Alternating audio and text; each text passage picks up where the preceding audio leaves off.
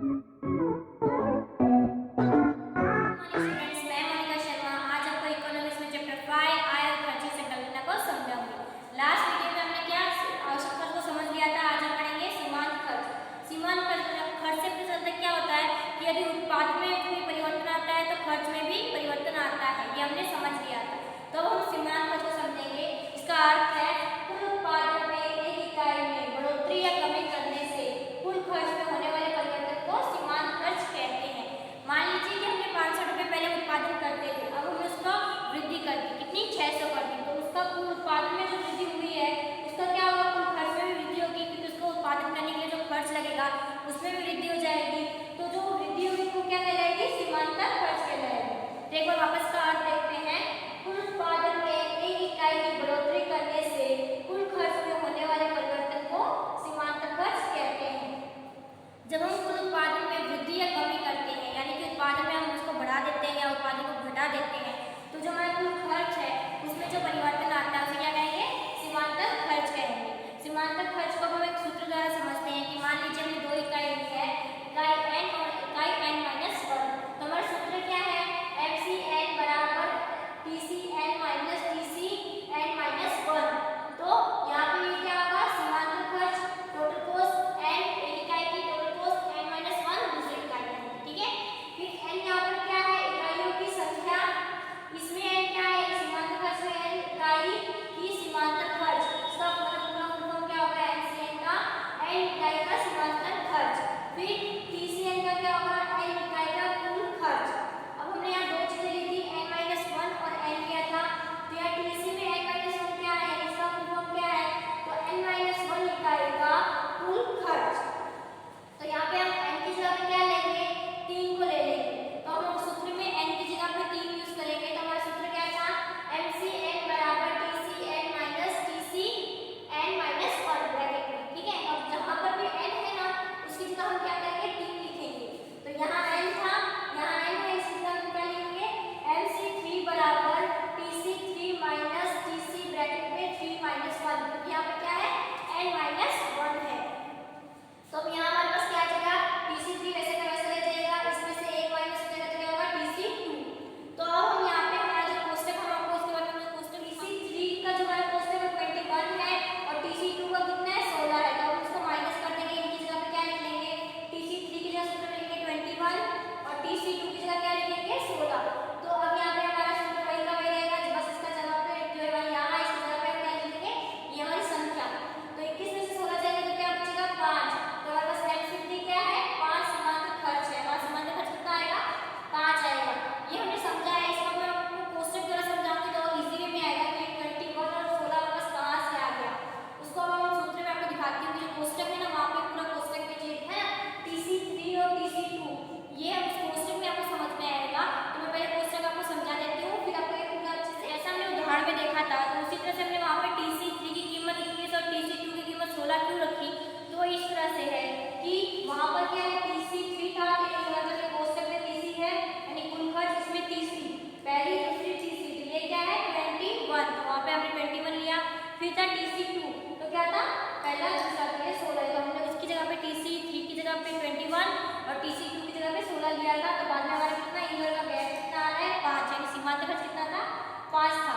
तो हमने सभी सूत्र को समझ लिया। अब हम कोष्टक को समझेंगे। तो हमने ये पहले कोष्टक बनाया, इसमें हमने 3 चीजें ली है, उत्पादन का परिमाण इकाई में यानी कि P सिंबल में हमने लिया है, यानी क्या, प्रोडक्शन।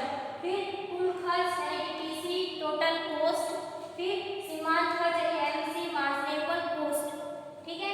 अब इनको हम देखेंगे कि क्या हो रहा है, इसे कैसे हमने उत्पादन का परिमाण बढ़ रहा है, उसके साथ कैसे कैसे कुल खर्च बढ़ रहा है, सीमांत खर्च में क्या परिवर्तन आ रहा है, वो हम कोष्टक से समझेंगे। तो सबसे पहले हमारी कितनी इकाई है, एक इकाई है, यानी कि एक इकाई का उत्पादन होगा तो खर्च कितना होगा, उसके पीछे 9 रुपए का, कितना, 9 रुपए का खर्च